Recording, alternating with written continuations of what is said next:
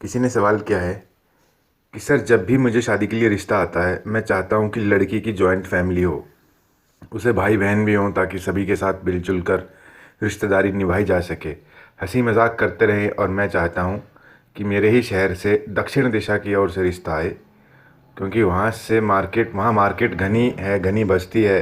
वहाँ के लोग धार्मिक हैं, सारे त्यौहार मनाते हैं। यदि मुझे कोई रिश्ता आए जिसमें सिर्फ अकेली लड़की हो या सिर्फ भाई बहन हो, तो मेरा मन ही नहीं करता रिश्ता आगे बढ़ाने का। मैं ऐसा क्यों सोचता हूँ? क्या ये सही है? मुझे लगता है मैंने बचपन से ही रिश्तों का अभाव देखा है, इसलिए मैं ऐसा चाहता हूँ। कृपया आप मुझे सही मार्गदर्शन करें। देखिए, जो आपकी सोच है वो पूरी तरीके से गलत है। मैं तो बिल्कुल भी एग्री नहीं करता हूँ, और बहुत ही गहरी सोच नहीं है ये। इसके अपने कारण हो सकते हैं, जज्बाती भावनात्मक कारण है, बिल्कुल। लेकिन ये कोई प्रैक्टिकल थिंकिंग नहीं है, व्यवहारिक सोच नहीं है। क्योंकि फॉर एग्ज़ाम्पल, आप चाहते हो कि दक्षिण दिशा में हो, पहले तो आप इस तरीके के वहम पाल रहे हो, ठीक है, कि दक्षिण दिशा से हो। अब उत्तर से आए, पश्चिम से आए, पूर्व से आए, वो आप ऑटोमेटिकली रिजेक्ट कर दोगे, क्योंकि सबकॉन्शियस में आपने डाल ली ये बात कि दक्षिण दिशा से ही बढ़िया होगा, क्योंकि वहाँ बाज़ार है, बस्ती है, लोग धार्मिक हैं, लोग एक दूसरे से मिलते हैं। अरे, आपको लोगों से शादी नहीं करनी, सिर्फ आपको एक लड़की से शादी करनी है, ठीक है। और आप कहते हो कि उसके उसके बहुत सारे भाई बहन, मतलब सिर्फ एक भाई बहन हो, उससे भी आपको काम नहीं चलता। देखो, ये कहीं ना कहीं ये जो तुम्हारी सोच है उसके पीछे कुछ ना कुछ तुम्हारी इमोशनल अनस्टेबिलिटी को ही दिखाता है। कहीं ना कहीं तुम इमोशनली तौर पे कुछ पुराना बचपन, कुछ किसी किस्म की चोटें तुम्हें मिली हैं इमोशनल लेवल पे।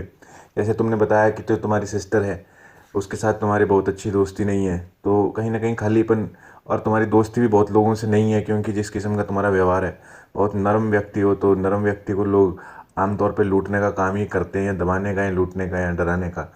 बस यही सब चलता है। तो वो व्यक्ति लोगों से दोस्ती भी नहीं करता है, लोगों से दूरी बना लेता है। तो शायद वही खालीपन का जो भाव है कि ना ज़िंदगी में कोई दोस्त है, ना कोई रिश्ता है, ना ही कोई रिश्तेदारी है। तो तुम चाहते हो कि किसी ऐसे परिवार के साथ दोस्ती हो जाए जिसमें बहुत लोगों के साथ मिलना हो। तुम्हारे अंदर की वो जो भूख है वही तुमको प्रेरित करती है इस किस्म की चीज़। लेकिन मैं ये कहूँगा कि अगर तुम ऐसी सोच रखोगे तो तुम अपनी शादीशुदा ज़िंदगी भी ख़राब कर लोगे। क्योंकि ठीक है, जब तुम शादी करते हो तो तुम्हारा पर्पज़ ये नहीं होना चाहिए कि उसका शहर गांव में है, उसका घर गांव में है, शहर में है, बाज़ार में है, खेतों में है, कहाँ है। ये सब नहीं चीज़ मैटर करती। मैटर ये करता है कि वो जो लड़की है वो समझदार है कि नहीं है। अब समझदार तो सारे ही बताते हैं अपनी लड़कियों को, समझदार कह के वो रिश्ता तय करते हैं, लड़के को भी समझदार बताते हैं।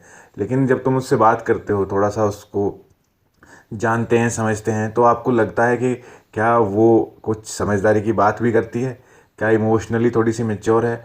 चलो ये सब छोड़ो, झगड़ा तो नहीं करती ना, बस एक ये खूबी हो ना, मैं कहता हूँ लड़की से शादी कर लो। समझदारी तो चलो ज़िंदगी भर सीखता ही रहता है व्यक्ति, कुछ ना कुछ ग्रो होता ही रहता है, सारी ज़िंदगी ग्रोथ होती है इमोशनल और मेंटल लेवल पे। तो समझदारी कोई बहुत बड़ा इशू नहीं है, बस पागल ना हो छोटी छोटी बातों को लेकर लड़ाई झगड़ा करना। ये लड़ाई झगड़ा करने वाली औरतों से दूर रहना चाहिए, जो इज़्ज़त तमीज़ से रहे, चाहे अकल बहुत ज़्यादा अक्लमंद ना भी हो। जो व्यक्ति लड़ाई झगड़ा नहीं करता है, शांत रह के सुनने में उसे कोई समस्या नहीं है, ठीक है, ऐसा व्यक्ति धीरे धीरे समझदार हो जाता है। ऐसी लड़की समझदार हो जाएगी अगर नहीं भी है तो। जो सुनने की काबिलियत रखता है, जो समझता है कि क्या मैंने सुना, उसका क्या मतलब है, जो अपने दिमाग का इस्तेमाल करने लग जाता है, वो व्यक्ति समझदार हो जाता है। तो रिश्ते में समझदारी की बहुत ज़रूरत है। और तुम्हारे इस पूरे मैसेज से मैं एक बात पक्के तौर पे कह सकता हूँ कि तुम्हारी ज़िंदगी में एक भी दोस्त नहीं है जिससे तुम अपने दिल की बात बिल्कुल जस की तस बता दो, जैसे कि तैसे तुम उसको बता दो। एक ज़िंदगी में तुम्हारे शख्स नहीं हो सकता, क्योंकि ज़िंदगी में एक शख्स काफ़ी होता है। और मैं तो ये भी बोल सकता हूँ कि तुम्हारा अपने माता पिता के साथ भी कोई बहुत दोस्ती भरा संबंध नहीं होगा, तुम उनके साथ भी अपने दिल की बात नहीं कर पाते होगे, बहुत ही लिमिटेड, बहुत कुछ अंदर समेटे, अंदर दबाए रखते हो तुम अपने। और इसी वजह से यही जो अंदर दबाना है, यही उस सोच को जन्म देते हैं कि यार मेरी परिवार ऐसा हो जहाँ पे बहुत सारे लोग हों और मैं सब में हंसूँ बैठूँ। और ये तुम लोगों को करते हुए देखते हो तो तुम खुद कहीं ना कहीं वो चीज़ मिस करते हो। तो वो अभाव ही है जिसकी वजह से तुमको लगता है कि शायद तुम्हारी शादी हो जाए तो तुम सारी स्थितियां बदल दो, कुछ ऐसे मौके बने जहाँ पे तुम जो चीज़ें जिंदा जो तुम जीना चाहते थे, जो ज़िंदगी में जो चीज़ें तुम जीना चाहते थे लेकिन जी नहीं पाए अभी तक, वो तुम जीना चाहते हो इस माध्यम के ज़रिए। लेकिन लेकिन तुम्हें एक बात बता दूं कि ये जिस चीज़ को तुम समझ रहे हो? फूलों का हार वो कांटों का हार भी होता है कभी कभी। मैं तो कहता हूँ ज़्यादातर ही कांटों का हार निकलता है, क्योंकि जितनी बड़ी रिश्तेदारी होती है उतनी मुसीबतें ज़्यादा होती हैं, उतना आना जाना, उतना खर्चा, लोग तुमसे मिलने आएंगे, तुमको उनके सुख दुख में जाना पड़ेगा, ना जाओ तो बातें बनाएंगे, ताने मारेंगे, तंज कसेंगे, और वो भी आएंगे, और फिर खर्चा बहुत ज़्यादा होता है नंबर एक चीज़, ऊपर से फिर इनके दिखावे, नखरे, नाटक, ये बहुत ज़्यादा होते हैं। तो कुल मिला के, और फिर उसके किसी की दुख तकलीफ में तुम्हें भी जाना पड़ेगा, तुम्हारे कोई आए ना आए, बहुत कुछ होता है। ये रिश्तेदारी, ये व्यर्थ की लंबी चौड़ी रिश्तेदारी जो होती है, उसमें व्यक्ति कभी भी बहुत ज़्यादा ग्रो ही नहीं कर पाता इमोशनली, मेंटली। वो बस ऐसे मोह माया के बंधन में फंसता है कि कभी उसे समझ ही नहीं आता कि वो ये सब क्या कर रहा है, और बस बेकार ही होके रह जाता है। मैंने तो यही देखा है। ज़्यादातर लोग, जो जिन लोगों की रिश्तेदारी बहुत ज़्यादा होती है, वो रिश्तेदारी में ऐसे अटकते हैं, फंसते हैं। बस सुबह से लेकर शाम भागम भाग भागम भाग, पता नहीं कहाँ जाना है, क्या करना है, पागल से हुए रहते हैं। सबकी बात नहीं है, पर ज़्यादातर लोग, क्योंकि वो अपने आप से कनेक्ट ही नहीं रह पाते, वो दूसरों में ही उलझे रहते हैं। अपने आप से टच में रहने के लिए आपको लोगों से दूर, निर्लिप्त रहना पड़ता है। मतलब लोगों से दूर रहना है और अपने आप पे ध्यान लगाना है। ज़िंदगी में एक शख्स ही हो जो तुम्हें सुनता है, जो तुम्हें समझता है या समझने की कोशिश करता है, तुम्हारे ऊपर ध्यान देता है, जिसके लिए तुम मायने रखते हो, बहुत है। एक शख्स अपने आप में पूर्ण है। तभी तो जो हमारे बड़े बुजुर्ग रहे हैं पुराने ज़माने में, उन्होंने शादी की व्यवस्था करी एक लड़की की। अगर उनको उन वो बहुत, मैं तो ये समझता हूँ जो हमारे बड़े बुजुर्ग हैं, जो पुराने ज़माने में लोग थे जिन्होंने ये व्यवस्थाएं चलाई, वो हमसे कहीं ज़्यादा समझदार और व्यवहारिक थे। उनको ज़िंदगी की ज़्यादा समझ थी, क्योंकि वो ज़िंदगी के ज़्यादा करीब थे, क्योंकि तब टेलीविज़न, मूवीज़, सोशल मीडिया नहीं था। तो वो ज़िंदगी को देखते थे, ज़िंदगी को करीब से देखा, उनका अध्ययन करा, तभी नई नई उन्होंने व्यवस्थाएं निकाली। तो जो भी व्यवस्थाएं हैं ना, जो कि आज मौजूदा दौर में लोग तोड़ने पे आमदा हैं, कि बस इसे जैसे तैसे करके माई लाइफ माई रूल्स करके तोड़ते रहो और जैसे मर्जी ज़िंदगी जियो, बाद में ये सब लोग दुखी होते हैं। ये सब चीज़ें दुख पे ही ख़त्म होती हैं। जैसे कोई लिव इन रिलेशनशिप में रह रहा है, my life my choice my rules, लड़कियाँ वो कर रही हैं, क्या नाम है, लड़के लड़कियां जो है शादी से पहले नाजायज़ संबंध बना रहे हैं। तो ये सब जो है, ये कहीं ना कहीं आगे चल के मानसिक शारीरिक बीमारियों का ही तो कारण बनती हैं चीज़ें। अब ये लड़कियां जो हैं, लड़के हैं, ब्रेकअप के दर्द से परेशान हैं, तो ब्रेकअप की वजह से अलग ही डिप्रेशन में चलने लगी। तो ये सब क्या चीज़ें हैं, ये व्यर्थ की तो चीज़ें हैं। तभी तो पुराने ज़माने में लोगों ने कहा था कि भाई शादी कर दो, बढ़िया है, क्योंकि जो शरीर की ज़रूरत है, अपनी जवानी में शादी कर दो। अब 30-35 साल तक लड़कियां शादी नहीं करती। जब तक शादी की उम्र, उनका मन बनता तब तक मेनोपॉज स्टार्ट हो जाता है, उनका पीरियड्स बंद हो जाते हैं। अब बच्चे, प्रेगनेंसी में दिक्कत, तो बड़ी मुसीबतें। तो देखो, एक चीज़ समझने वाली बात है, मैं बहुत दार्शनिक तौर पे, फिलोसफिकल तौर पे एक बात कहूँगा। हमेशा एक बात समझना, बहुत आसान कर देगी तुम्हारी सोच को। ज़िंदगी में कभी भी एक चीज़ नहीं आएगी, हमेशा कुछ भी मिलेगा दोहरे तौर पे मिलता है। कभी भी एक तौर पे मत देखना। अगर तुम्हें कोई कुछ भी मिलता है तो उसका पॉजिटिव और नेगेटिव दोनों साथ में मिलेंगे, केवल पॉजिटिव पे मत चले जाना। अगर मान लो किसी को बहुत नाम और शोहरत मिलती है, ठीक है ना, तो बहुत अच्छी बात है, लेकिन उसका दोहरा पक्ष भी है। उसको जिम्मेदारी भी पड़ जाती है उसके ऊपर, उसको बहुत परफेक्ट दिखना पड़ता है। मान लो तुम्हारी शादी हो जाती है, कोई आदमी अकेला है, अकेलेपन के फ़ायदे नुकसान है। फ़ायदा ये है कि सारा खर्चा ही बच जाता है उसका।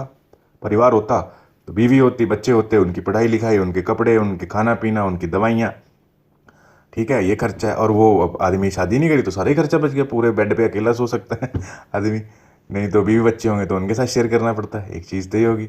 अब जो शादीशुदा ज़िंदगी के फ़ायदे क्या हैं? सुबह लड़की है, शादी होगी, पका पकाया खाना मिल जाएगा, धुले धुलाए कपड़े मिल जाते हैं, ठीक है, तुम्हारे पास आके तुम्हारे से बात कर लेगी, और तुम्हारी केयर करेगी, तुम्हें फ़ोन कर करके पूछेगी कैसे हो, कहाँ हो। तुम्हें एक इम्पॉर्टेंट होने का एहसास महसूस होगा कि हाँ, मैं भी हूँ इस दुनिया में, मैं भी ज़िंदा हूँ, मेरा भी कोई वजूद है, मुझे भी कोई पूछता है।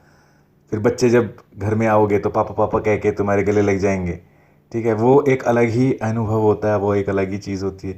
लेकिन नुकसान उसका है कि वो पापा पापा के साथ ये भी बोलेंगे कि पापा क्या लाया आप हमारे लिए बहुत सारी चीज़ें होती हैं। तो वो जो तुम चीज़ें ढूंढ रहे हो, जो तुम्हारा परिवार शुरू होगा, तो वो सब चीज़ें उसमें ही तुम्हारे सब कुछ मिल जाएगा तुमको। तभी तो लोग बोलते हैं अपना परिवार होना चाहिए, बाकी रिश्तेदारी में कौन किसको पूछता है। एक टाइम के बाद सब छिटकने लग जाते हैं, सब रिश्ते अलग होते चले जाते हैं, कोई इतने मैटर नहीं करते हैं। और जितने ज़्यादा रिश्तेदार होते हैं ना, तो ये मत समझना कि सारे हंसी मजाक और सारे दिल मिलाने वाले होते हैं। कुछ लोग सुइयाँ चुभोने वाले भी होते हैं, ठीक है ना, कुछ लोग हथौड़े मारने वाले भी होते हैं।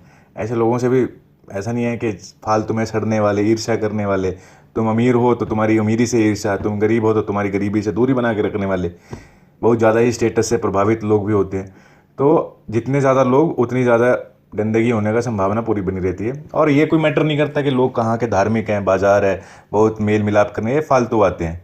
क्योंकि तुम्हें सिर्फ एक व्यक्ति के साथ ही रहना है सारी ज़िंदगी। सबसे ज़्यादा जो इंपॉर्टेंट रोल है तुम्हारी जो पत्नी है उसने ही तुम्हारे साथ रखना है। तो बस वो अंडरस्टैंडिंग होना चाहिए। वो फालतू की बात में लड़ाई झगड़ा करना, बेइज्जती करना, माँ बाप को गाली देना, तुम्हें ताने मारना, ऐसा नहीं होना चाहिए कि तुम किसी लड़की से बात करो और फिर वो तुम्हारे ऊपर नज़र रखे, शक करे, उस बात को ही मैटर बना के, मुद्दा बना के रोज़ घर में क्लेश करे और फिर धमकियाँ दे, जाके मायके में बैठ जाए और फिर तुम परेशान हो जाओ, जाके उसके मायके में उसको मना के आओ, 6-6 महीने वो मायके में बैठी। ये मुसीबतें होती हैं।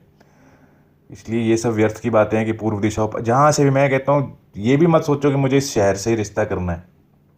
जहाँ से रिश्ता मिलता हो, लड़की तुम्हें देखने में अच्छी लगती हो और बातें बातें तुम कर लो, कुंडली मिलान तुम कर लो, ठीक है, वो तो तुम्हें आती है। और कुंडली मिलान नहीं भी आए तो तुम उसके माँ बाप को देखो, पढ़े लिखे हैं, लड़की पढ़ी लिखी है। एडजस्टमेंट तो सबके साथ करना है यार, चाहे तुम किसी लड़की के साथ कुंडली मिलान करो ना करो, शादी का दूसरा नाम ही एडजस्टमेंट होता है। क्योंकि दो लोग कभी भी एक जैसे नहीं होते हैं हमेशा। दो जैसे एक ही घर में जैसे भाई बहन हैं, वो एक ही कोख से पैदा होते हैं, ठीक है, तब भी वो एक दूसरे से उनकी अंडरस्टैंडिंग नहीं मिलती। जिसकी कोख से पैदा होते हैं उसके साथ कभी अंडरस्टैंडिंग नहीं मिलती। जो पेरेंट्स पैदा करते हैं वो उनके साथ कोई अंडरस्टैंडिंग नहीं होती। तो ये अंडरस्टैंडिंग हमारी कभी किसी से नहीं होती है, क्योंकि हमारे अंदर अहम नाम की एक चीज़ होती है जो कि हमें ही सही ठहराने के लिए प्रेरित करती रहती है। हमारा अहम बोलता हम ही सही है, लेकिन जब हमारे में समझदारी आती है तो हम अपने अहम को साइड में करके हम दूसरे का पक्ष सुनते हैं, समझते हैं। तो हमारे अपने आप ही हमको जिसको एम्पथाइज करना बोलते हैं, एम्पथी बोलते हैं, हमदर्दी तो सिंपैथी होगी। तो एम्पथी होता है कि जब हम दूसरे के जस तस भाव को समझ लेते हैं, वैसे ही जैसा है, क्योंकि हम दूसरे के भाव को समझने में इतने अभ्यस्त और इतने प्रैक्टिकल, इतने परफेक्ट हो जाते हैं। तो ये सब चीज़ें हैं, कोई सी इतनी परेशान होने की जरूरत नहीं। तुम्हारी ज़िंदगी का अकेलापन ही है जो तुमको ये सब करता है। और तुम्हारे वो जो रिश्ता आया था, क्या तुमने उसको, लड़की को ना कर दिया? तुम्हारी बातों से तो ऐसी लगता है कि वो रिश्ता भी तुमने रिजेक्ट कर दिया। क्या कारण रहे उसको रिजेक्ट करने के? और तुम क्या चाहते हो, क्या ढूंढ रहे हो तुम? रिश्ता तुम्हारा मतलब, कभी तुम ज्योतिष की वजह से मना कर देते, कभी किसी और कारण से। क्या मैटर करता है तुम्हारे लिए? खूबसूरती मैटर करती है, समझदारी मैटर करती है, क्या मैटर करता है? मैं तो बस यही कहूँगा तुमको कि देखो, कोई भी रिश्ता आता है, एक अपने आप को समझो, अपने आप को मजबूत बनाओ। मैं एक बात जानता हूँ कि अगर आदमी आदमी खुद को जान ले, समझ ले, अगर आप अपने इमोशंस को, चाहे औरत हो, अपने इमोशंस को आप जान लो, समझ लो, तो आपका सेल्फ कंट्रोल पक्का हो जाएगा। क्योंकि आपको पता है कि आप कहाँ कमज़ोर पड़ते हो और कैसे आपने अपने आप को संयमित करना है, काबू करना है, व्यवस्थित करना है किसी भी हालत में। तो आप किसी भी व्यक्ति के साथ एडजस्ट कर लोगे, क्योंकि आपको पता है कि दूसरा ऊट पटांग कुछ बोल भी देगा तो चुप रहना, आपने सब कुछ दिल पे नहीं लेना है कि छोड़ो पागल है क्या, ये तो बोलता रहता है, इसकी सारी बात, मतलब समझ रहे हो ना आप? जब समझदार हो जाते हो तो आपको पता है कि किस बात को दिल पे लेना है और किस बात पर नहीं लेना। और समझदार आदमी तो किसी बात को भी दिल पे नहीं लेता, वो तो सब कुछ लेता है तो दिमाग पे लेता है, या लेता ही नहीं है। वो दिल पे नहीं लेता है। जो अज्ञानी पुरुष है, अज्ञानी व्यक्ति है, वही सब कुछ दिल पे लेता है और फिर उसकी वजह से दुखी रहता है, उसकी वजह से उसका ज़िंदगी अस्त व्यस्त होता रहता है।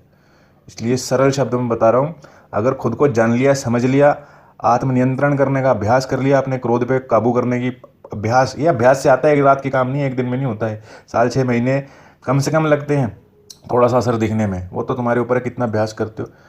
कि मुझे गुस्सा नहीं करना है किसी भी स्थिति में। जैसे सुबह सुबह एक्सरसाइज करते हो ना, सुबह सुबह अपने आप को याद दिलाना जरूरी है कि मुझे गुस्सा नहीं करना है, मुझे कोई कुछ भी कहे मुझे नहीं लड़ना है। वो जो दूसरा बोलता है वो उसकी समस्या है, उसकी सिरदर्दी है, मेरी नहीं है। मैं थोड़े कुछ गलत कर रहा हूँ, मैं सिर्फ अपने कर्म के लिए जिम्मेदार हूँ। मुझे शांति से रहना है, मुझे किसी के साथ लड़ाई झगड़ा करना ही नहीं है। जो सही है मुझे वही करना है, अगर मैं कुछ गलत कर रहा हूँ तो मुझे उसमें सुधार करना है। बस मुझे दुनिया नहीं बदलनी, मुझे बस खुद को बदलना है। ये सोच होनी चाहिए। थोड़ा थोड़ा अभ्यास आदमी करता रहे। जिसके साथ शादी होती है वो परफेक्ट तो आएगी नहीं, ना उसने सेल्फ कंट्रोल कभी किया होगा, ना ही कभी ये सोचा होगा, ना ही ये लोग कोई सेल्फ इंप्रूवमेंट में इंटरेस्ट है। हाँ, तुम्हारी संगत में शायद कुछ असर हो जाए, लेकिन स्टार्टिंग में एडजस्ट और अंडरस्टैंड तुमको ही करना होगा। प्यार इज्जत से सब कुछ हो सकता है। मैंने देखा है, तुम इज्जत प्यार दो, लोग इज्जत प्यार के इतने भूखे होते हैं कि आप इज्जत प्यार से कठोर व्यक्ति को भी अपने बस में कर सकते हो, उसके दिल में अपनी जगह बना सकते हो, और फिर वो तुम्हारी पसंद, तुम्हारे प्यार की चाहत में व्यक्ति बहुत एडजस्टमेंट कर सकता है। लेकिन सिर्फ इज्जत प्यार से होता है, चीख चिल्ला के जोर आजमाइश से नहीं होता। तो प्रेम में सही कहते हैं लोग, बहुत ताकत होती है। प्रेम जो काम जोर से नहीं होता ना, वो प्यार से होता है। और जोर से तो मैं कहता हूँ बहुत से काम नहीं होते। जहाँ कहते हैं ना, जहाँ प्यार से काम हो जाता है वहाँ तलवार से ज़रूरत नहीं पड़ती। मैं कहता हूँ 100 में से 99 काम प्यार से हो जाते हैं, और जो काम प्यार से नहीं होता उसमें तलवार भी नहीं काम आती। और जो तलवार, जहाँ पे तलवार का इस्तेमाल होता है फिर वहाँ पे अपने ऊपर भी खतरे होते हैं। इसलिए जो काम प्यार से हो जाए वो बहुत बढ़िया, और जो नहीं प्यार से होता है चलो कोई बात नहीं, जल्दबाजी मत करो, थोड़ा धैर्य शांति का और तरकीब का इस्तेमाल करो, सब ठीक हो जाता है। वक्त के साथ दशाएं बदलती है, वक्त बदलता है, सोच बदलती है, लोगों की सोच बदलती है, उम्र के साथ मैच्योरिटी आती है। तो बस मॉरल ऑफ द स्टोरी यही है कि ये सब मत देखो, तुम्हें मोहल्ले से नहीं शादी करनी, बाजार से नहीं शादी करनी, तुम्हें एक लड़की से शादी करनी है, और वो इकलौती भी हो तो भी कोई दिक्कत नहीं है, ये चक्करों में मत पड़ो। सिर्फ देखना है तो ये देखना है कि उसके जो पेरेंट्स हैं वो शरीफ हैं, सुलझे हुए, मतलब शरीफ लोग हैं ना, बस उनकी कोई बदनाम तो नहीं है ना मोहल्ले में, लड़ाई झगड़े करने वाला इंप्रेशन तो नहीं है, लड़की ठीक है ना, दिखने में ठीक ठाक है, पढ़ी लिखी है, अच्छी बात है, और जब तुमसे बात करे तो अच्छे से बात कर रही है ना। वैसे तो सारी शुरू में अच्छे से ही बात करती हैं, बाद में जब वो दिखाती हैं इनको गुस्सा अपना, लेकिन वो सब कुछ अंडर कंट्रोल किया जा सकता है, धीरे धीरे सब कुछ अपने में ही धैर्य हो अपना। देखो, व्यक्ति ना बाहर की चुनौतियों से नहीं हारता है, अपनी अंदर की कमज़ोरियों से हारता है। चाहे कुछ भी हो जाए, अगर तुमने खुद को अंदर से मजबूत कर लिया तो फिर बाहरी जो वातावरण है वो तुम्हारे ऊपर असर नहीं डाल सकता। जैसे लोग बोलते हैं कि सर हमें हमारे घर के लोग ताने मारते हैं, हम रो पड़ते हैं, बहुत सारी लड़कियां मैसेज करती हैं, तो वो सारा का सारा जो दोष है वो बाहर के ऊपर डाल के खुद मुक्त हो जाती हैं, स्वतंत्र हो जाती हैं। ये गलती करते हैं लोग, चाहे लड़के हों लड़कियां हों। सबको ये समझना चाहिए कि हम सारा दोष बाहर, सारा कहते हैं ना दोष बाहर डाल के हम आज़ाद नहीं हो सकते। हमें ये चीज़ समझनी पड़ेगी कि हम इतने सेंसिटिव क्यों हैं, हमें क्यों इतना सेंसिटिव बन के रहना है, हमें क्यों मजबूत नहीं बनना है। और मजबूत बनने से ही कैसे बना जाता है, रियलाइज़ करने से कि अरे हम तो इतने कमज़ोर हैं, हमें क्यों छोटी छोटी बातों का असर पड़ जाता है। अब से नहीं हमें इन छोटी छोटी बातों को दिल पे लेना, तो धीरे धीरे करते करते छोटी छोटी बातों का असर भी छोटा छोटा होने लग जाएगा। और उस लड़की, जिस लड़की का तुमने पूछा था, क्या उसका तुमने छोड़ दिया, और अगर छोड़ भी दिया तो क्या कारण रहे, उसके बारे में बताना चाहो तो बता सकते हो, बाकी तुम्हारी मर्ज़ी, नहीं भी बताना चाहो तो भी कोई दिक्कत नहीं। Thank you.